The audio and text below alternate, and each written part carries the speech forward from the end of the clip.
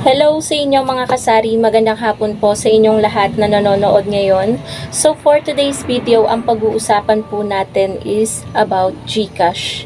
1 month ago, nag-vlog po ako about sa GCash. Yung 500 pesos na puhunan ngayon ay 17k na. So 1 month po ang nakalipas, 500 pesos na puhunan ko ngayon ay 20k na. So, isa-share ko sa inyo guys kung paano ko napalago yung aking panimulang puhunan na 500 pesos. Maraming magsasabi, hindi sila naniniwala, ganito ganyan. Bahala kayo kung gusto nyong maniwala o hindi. Basta isa-share ko guys kung ano yung na-experience ko or kung ano yung mga tips and technique na kaya kong i-share sa inyo kung balak nyong magdagdag sa tindahan nyo or kung meron na kayo, kung malay nyo makapulot pa kayo dito ng ibang mga idea, 'di ba? Mapalago nyo rin yung ano. Pero tingin ko guys, marami namang mas malago dyan, mga sari-sari store owner na nanonood ngayon. So ito naman ay parang motivational vlog, ayan, para ma-inspire kayo na pwede palang lumaki ng ganun, 'di ba? Agad-agad yung 500 pesos na puhunan. Hindi malabo, basta po maayos lang yung pamamalakad natin sa ating GCash. So, itong mga i-share ko sa inyo guys ay para mapalago talaga at ito yung mga ginawa ko. So, mag-start po tayo. Ayan. Nagpalagay ako ng 500 pesos na laman. Nagpa-cash in ako sa kapatid ko. So, ang ginawa ko muna, syempre, wala pa naman ako masyadong idea. Hindi ko pa alam noon ang cash in, cash out, kung anong pagkakaiba noon. Nag-start muna ako guys. Pinag-aralan ko muna. Nag-search muna ako sa YouTube kung paano mag-load. Tapos, pangalawa, kung paano mag-cash in, cash out, ganyan. Ano yung mga policy, paano makakaiwas tayo sa mga scammer, yung maiisahan tayo ng mga customer, paano hindi tayo maiisahan nila. So, sinerch ko yan isa-isa at unti-unti natin yan natututunan. Nag-start muna ako mga kasari sa paglo-load muna, 'di ba? Merong mga FB10, AllNet 10, AllNet 20, mga ganyan, FB15. Nag-start tayo sa load. Ang patong natin sa load is plus 3. Pag above 100 plus 5, ayan. Tapos nung medyo tumutubo-tubo na tayo, unti-unti na nadadagdagan hanggang mag 600, 700, 'di ba? Kumikita tayo kahit papano, nadadagdagan yung ipinuhunan nating 500. So habang nagbo-volume 'yan, 'di ba, lumalaki. Nagta-try na ako, 'di ba, meron namang mga nagka-cash in na 100 pesos, ganyan. Pinakamalaki na noon, 1,000. So, one charge kada 1,000 is 20 pesos. Tapos, ayun guys, kapag nauubusan naman ako ng cash, kasi noon mas in demand ang cash out eh. Pero ngayong panahon na to, mas in demand ang cash in. Laging nauubusan ng laman yung aking GCash. Mas madami yung cash na nandito sa akin sa panahon ngayon. Pero noon guys, nung nag-i-start ako, mas marami namang cash out. So ito guys, yung isang nakatulong sa akin, yung benta ko po sa sigarilyo. Yan po yung number 1 na naka-help sa akin para mapalago ko po ng umabot na ngayon na 20k. Ito guys, hindi to para ipagmalaki or ipagmayabang sa inyo, para ma-inspire po kayo na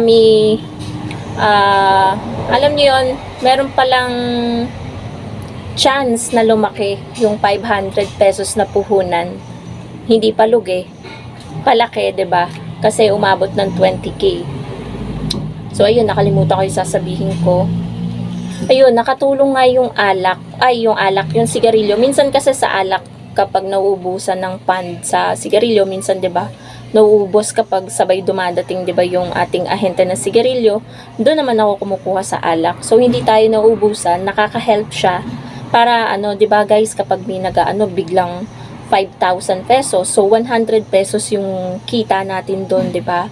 So madadagdag ulit siya sa pang-cash in natin, pamlaman ng ating GCash, 'di ba? So kaya ko guys na monitor na medyo lumalaki na, nasa 20,000 na yung nag-start lang ako.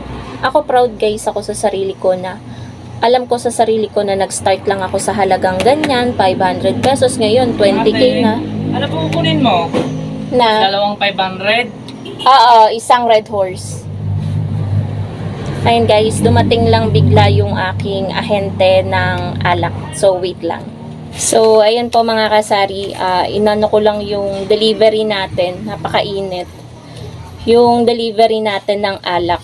'Di ba kanina, doon sa una kong vlog, napakita ko nga sa inyo na naglabas kami ng mga basyo or yun nga yung mga case sa labas ng kalsada, sa may tabing kalsada. So, ayun nga po. Medyo mainit lang guys. Pagpasensyahan nyo na ako'y paypay ng paypay. Ayun. Ako kasi guys, yung may nagtatanong kung sineseparate ko daw yung tinutubo ko sa GCash. Hindi ko po yan sineseparate kasi alam ko po na kulang pa yung 20k na puhunan natin sa GCash kasi talagang nagkukulang pa din siya.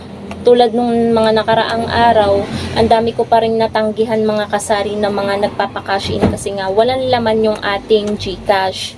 So mas marami, mas in demand kasi yung cash in kesa sa kapunta. Bayaran mo yung yung tubig. Alam mo ba kung saan?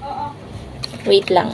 Ayan po mga kasari, pinalitan ko yung aking pamaypay ng medyo malaki kasi pawis na pawis ako.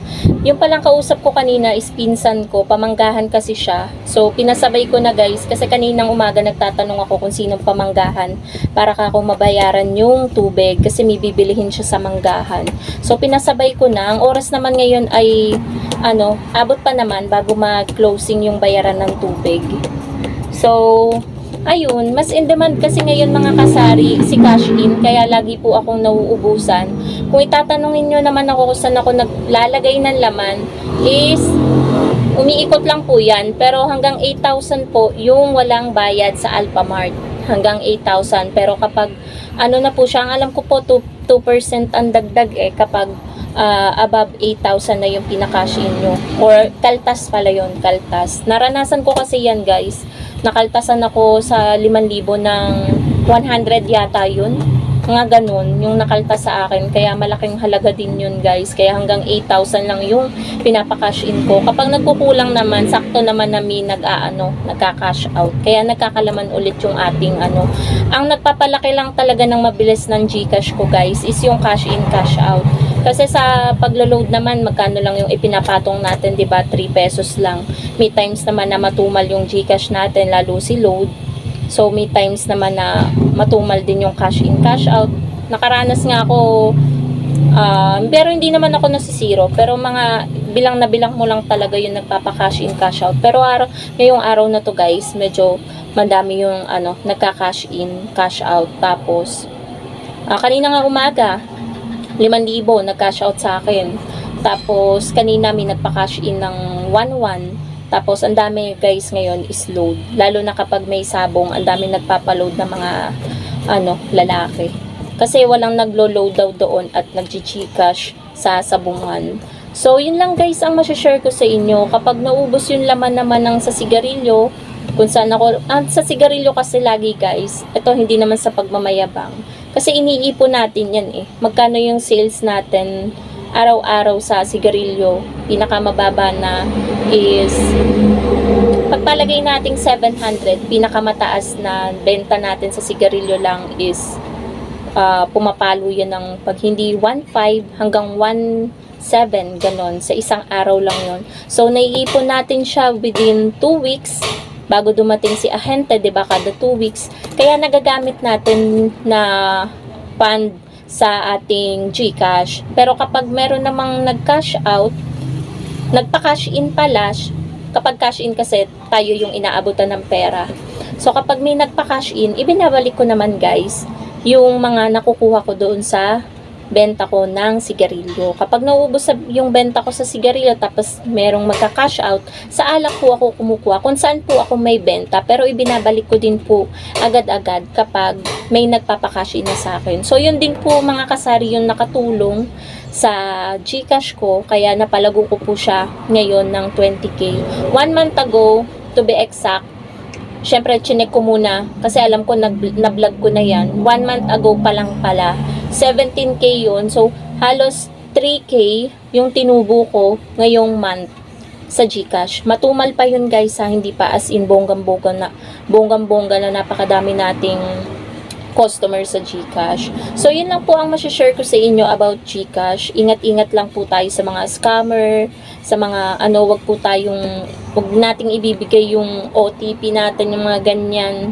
Kasi talagang maraming scammer ngayon. Ingatan nyo din po yung kapag may magpapaload, di ba? Sanay kayo nang haharap kay customer, yung itatype nyo yung 4 na pin nyo or 4 na number, 'di ba, bago magbukas ng GCash, wag niyo ipapakita. Talagang iganyan nyo kasi alam naman ng customer na hindi dapat talaga i-share yung 4 na numero na yun. So, yun lang guys sa share ko sa inyo. Sana na-inspire ko kayo. Thank you so much for watching. Thank you so much. Thank you so much sa patuloy na pagsuporta dito sa aking YouTube channel. Ayan. Nababasa ko po lahat ng comment and suggestion nyo, yung mga katanungan nyo. Tinatry ko po yan na sagutin kapag alam ko, kapag hindi ko naman alam, hindi ko pinipilit yung sarili ko na magbigay ng idea kasi baka mali-mali yung mabigay kong idea. So, yun lang po mga kasari. Happy selling po sa inyong lahat and God bless po. Bye guys!